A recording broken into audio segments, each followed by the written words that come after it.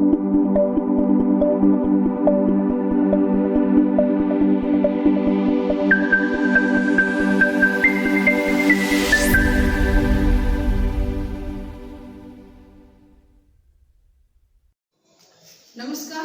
आपके अपने YouTube channel सृजन एकेडमी में आपका फिर एक बार स्वागत है।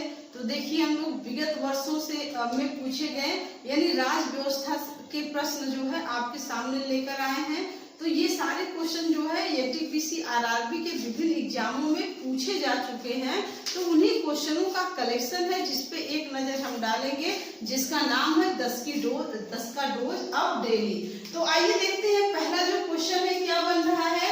पहला क्वेश्चन है यानी नीति आयोग में नीति का क्या अभिप्राय है। तो नीति आयोग, पहले नीति का फुल फॉर्म देखते हैं। तो national institution for transforming India, national institution for transforming India. और दूसरा देखते हैं इसकी स्थापना कब हुआ नीति आयोग का। तो 1 जनवरी 2015 में। इसको ध्यान रखिएगा, 1 जनवरी 2015 में किसका स्थान लिया। तो योजना आयोग, योजना आयोग जो 1950 से चल रहा था, यानी उसका स्थान किसने ले लिया, नीति आयोग ने ले लिया। कब ले लिया, 1 जनवरी 2015 को। अब क्वेश्चन बनता है नीति आयोग के अध्यक्ष कौन है। तो नीति आयोग के प्रदेश अध्यक्ष प्रधानमंत्री होता है, देश का प्रधानमंत्री। तो जो भी वर्तमान में प्रधानमंत्री होगा, जो बनेगा, वो नीति आयोग का सदस्य अध्यक्ष स्वतः ही हो जाएगा। तो वर्तमान में मोदी जी जो है, नरेंद्र दामोदर दास मोदी, वो नीति आयोग के अध्यक्ष है। उपाध्यक्ष डॉक्टर राजीव कुमार है और सीईओ जो है अमिताभ कांत है। तो इतना चीज आप लोग याद रखिएगा। तो इसका हिंदी में याद रख लीजिएगा, यानी राष्ट्रीय भारत परिवर्तन संस्थान, राष्ट्रीय भारत परिवर्तन संस्थान। देखिए, ये हिंदी में इसका अर्थ है राष्ट्रीय भारत परिवर्तन संस्थान और इंग्लिश में national institution for transforming India.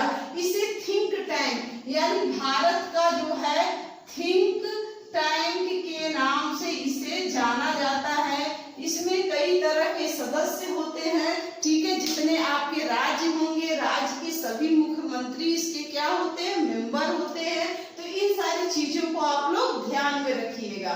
Next हमारा जो क्वेश्चन सेकंड बन रहा है, वो बन रहा राज्य पुनर्गठन आयोग की स्थापना किस वर्ष हुआ। तो बहुत इंपॉर्टेंट क्वेश्चन है, आप लोग ध्यान रखिएगा। 1953 में राज्य पुनर्गठन आयोग की स्थापना किस वर्ष हुआ, 1953 में। किसकी अध्यक्षता में हुआ, याद रखिएगा। तो फजल अली जो हमारे सर्वोच्च न्यायालय के रिटायर्ड जज थे, उनकी अध्यक्षता में 1953 में जो है राज्य पुनर्गठन आयोग का गठन किया गया। क्योंकि भाषाई आधार पर जो है बनने वाला 1953 में बनने वाला पहला राज्य कौन सा था, आंध्र प्रदेश था। तो उसके बाद बहुत सारे राज्यों में ये मांग तेज हो गई भाषाई आधार पे अलग होने के लिए।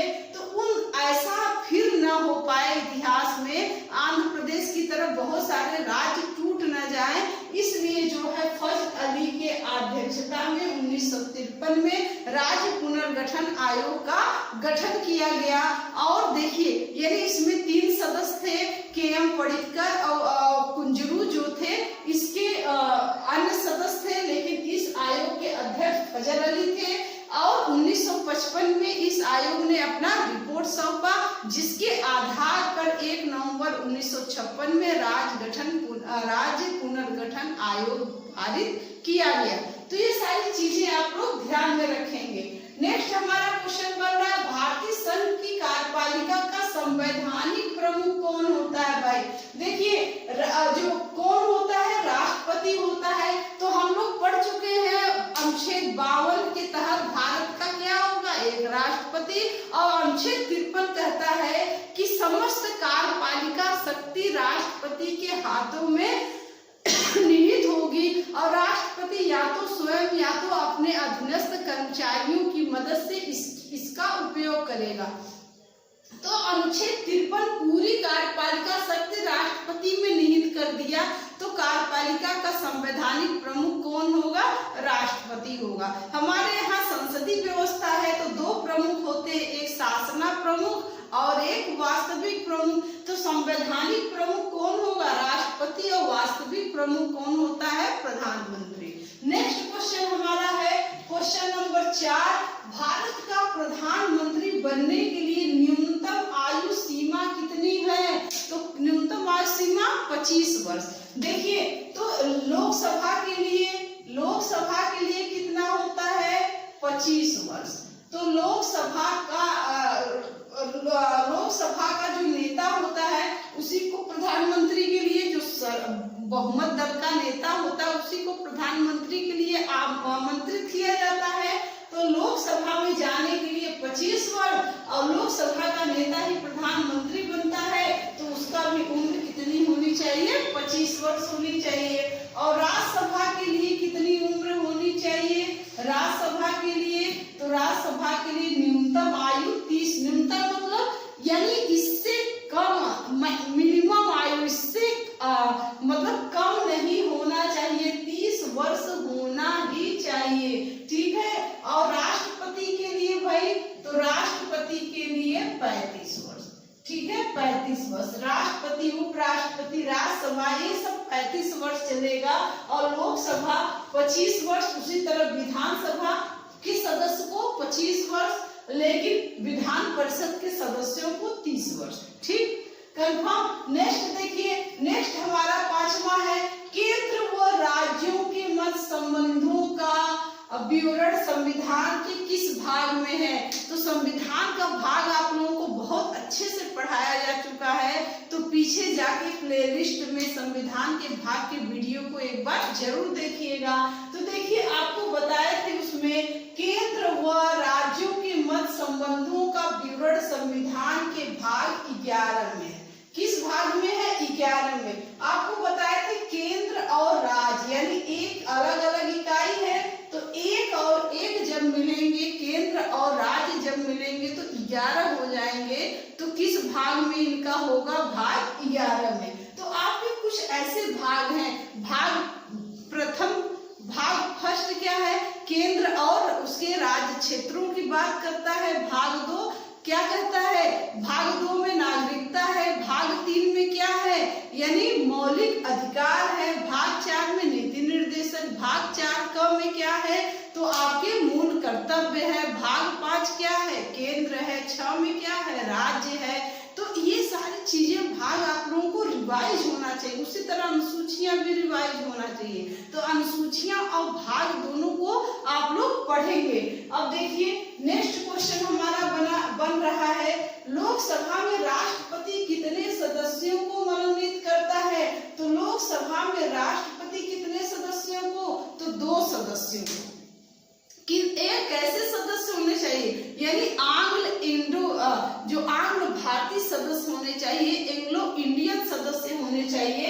यानी 14 ऐसे राज्य हैं जहां एंग्लो इंडियन को प्रतिनिधित्व दिया गया है। यदि वो 14 राज्यों में से एंग्लो इंडियन कोई भी प्रतिनिधित्व चुनकर लोकसभा में नहीं आता, एंड दैट कंडीशन में जो है यानी राष्ट्रपति 2 आंग्ल भारतीय सदस्यों को मनोनीत करता है।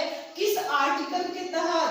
तो 331 अनुच्छेद के तहत जो है 2 आंग्ल भारतीय सदस्यों को मनोनीत करता है। अब यहीं पे लोकसभा आ गया, तो लोकसभा से याद होना चाहिए, लोकसभा में अधिकतम सदस्यों की संख्या 552। ठीक है, वर्तमान में कितने हैं? तो 545 है, जिसमें क्या है 543 सदस्य चुन के आए हैं और प्लस जो 2 है वो आंग्ल भारतीय समुदाय के सदस्य है। उसी तरह इसमें क्या है यानी 530 राज्यों से चुनकर आएंगे और 520 संघ शासित प्रदेशों से और 2 जो है आंग्ल भारतीय समुदायों को राष्ट्रपति द्वारा मनोनीत किया जाएगा।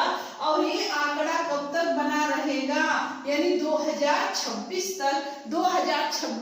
तक इसमें कोई छेड़छाड़ नहीं किया जाएगा। जाएगा। तो याद रखिएगा, राज्यसभा में राष्ट्रपति कितने सदस्यों को मनोनीत करता है? 12, और लोकसभा में 2 सदस्य। किस अनुच्छेद के तहत? अनुच्छेद 331 के तहत। ठीक है।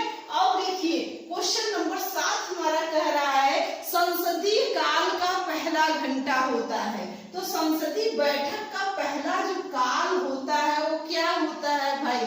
जैसे आप लोग अपने ऊपर लेके सोचिए, जब आप अपने दोस्तों से मिलते हैं तो क्या पहले कहते हैं? कैसे हो, क्या हाल है? हम लोग पहला क्या करते हैं? प्रश्न पूछते हैं। चाहे आप किसी रिलेशन में जाइए, चाहे अपने दोस्तों से मिलिए, चाहे घर पे जाइए, या पिताजी भी आपसे मिलेंगे या कोई भी रिलेटिव आपसे मिलता है, तो पहला क्वेश्चन करता है क्या हाल है या कैसे हो, तो प्रश्न पूछता है ना। उसी तरह जो संसद का जो पहला घंटा होता है वो क्या होता है? प्रश्नकाल। जब संसद पहले बैठती है तो वो प्रश्नों से ही उसकी शुरुआत होती है, तो प्रश्नकाल होगा। ठीक है। प्रश्नकाल, संसद की बैठक कब शुरू होती है? 11 बजे। तो 11 बजे से 12 बजे तक जो पहला घंटा होगा वो प्रश्नकाल कहलाएगा। तो एकदम इजी वे में, चुटकियों में हर चीज याद हो जाती है, बशर्ते एक बार मन लगा के आपको पढ़ना पड़ेगा। नेक्स्ट हमारा जो क्वेश्चन है, देखिए मोस्ट इम्पोर्टेंट, धन विधेयक पर राज्यसभा द्वारा अधिकतम कितने दिनों तक रोक लगाई जा सकती है? तो पहले तो धन विधेयक की परिभाषा किस अनुच्छेद में दिया है? तो अनुच्छेद 110। ठीक है। अब आपको बताए थे कि मनी बिल, मनी आप लोग यहाँ ओ लिख लीजिएगा और बीच में ऐसे मिटा दीजिएगा भाई, तो 110 बनता है। तो मनी बिल में ही आपका अनुच्छेद छुपा है, मनी में ही। ठीक है। तो 110 में क्या है? आपकी परिभाषा दिया है, और धन, कोई विधेयक धन विधेयक है या नहीं, इसका निर्णय कौन करता है? लोकसभा अध्यक्ष का ही अंतिम निर्णय होता है। धन विधेयक हमेशा लोकसभा में पारित किया जाता है। अनुच्छेद 109 कहता है कि राज्यसभा में धन विधेयक पेश नहीं किया जा सकता, पर 14 दिन तक राज्यसभा धन विधेयक को अपने पास क्या करती है? रोक सकती है। यदि 14 दिन के बाद वो पारित नहीं करती है तो स्वतः ही पारित समझा जाएगा। तो इतनी चीजें आप लोग याद करिएगा। यानी राज्यसभा धन विधेयक को कितने दिनों तक रोक सकती है? 14 दिन तक। नेक्स्ट क्वेश्चन हमारा, पंचायती निर्वाचन के जनक के रूप में भारत में किसे जाना जाता है? तो आपको पता होगा किसे भाई? तो लॉर्ड रिपन को। किसे जाना जाता है? लॉर्ड रिपन में। पंचायती निर्वाचन क्षेत्र का जनक लॉर्ड रिपन को भारत में माना जाता है। क्यों? क्योंकि इन्होंने सबसे पहले 1882 ईस्वी में जल बोर्ड, स्थानीय निकायों का गठन किया था। ये काफी उदार जो है वायसराय थे हमारे, इसलिए इनको जो है यानी भारत में स्थानीय निकायों का जनक, जल बोर्डों को जो स्थापना किए थे, इसलिए इनको भारत में पंचायती राज का जनक माना जाता है। ये कहा जाता है कि इन्होंने ही जो है पंचायतों का गठन, यानी जो शुरुआत होता है, न्यू है, विकेंद्रीकरण करने का शक्तियों को, वो लॉर्ड रिपन ने किया था। ठीक। नेक्स्ट क्वेश्चन जो हमारा है 10 के दम में, जो लास्ट हमारा 10वां क्वेश्चन है, राष्ट्रीय ध्वज के निर्माता। राष्ट्रीय ध्वज के निर्माता थे, तो जो आधुनिक राष्ट्रीय ध्वज, उसके निर्माता पिंगली बंकैया। कौन थे? पिंगली बंकैया। याद रखिएगा, आधुनिक भारत का जनक पिंगली बंकैया को माना जाता है। इन्होंने 1921 में यानी एक मैप तैयार किया था, और उस झंडे में, फ्लैग में क्या था? यानी 2 रंग थे, एक लाल और एक हरा। लाल जो हमारा है वो हिंदुओं का प्रतिनिधित्व करता था, और हरा जो रंग था वो मुसलमानों का प्रतिनिधित्व करता था। तो इस तरह जो आधुनिक डिजाइन किया था वो पहला इन्हीं का मान्य था, पिंगली बंकैया का। बाद में इसमें सुधार हुआ, महात्मा गांधी ने कहा नहीं, इसमें सफेद रंग भी होना चाहिए जो और धर्मों का प्रतिनिधित्व कर सके। तो बाद में धीरे धीरे सुधार हुआ, लेकिन आधुनिक झंडे का जो निर्माता माना जाता है वो पिंगली बंकैया को माना जाता है। तो देखिए ये 10 का दम था आपका। पसंद आए तो लाइक शेयर सब्सक्राइब जरूर करें और क्वेश्चन को पूरा पढ़ें ताकि आप अपना आकलन कर सके कि हमारी तैयारी अभी कितनी है। अगर वीडियो पसंद आए तो जरूर लाइक शेयर सब्सक्राइब करिए। Thank you.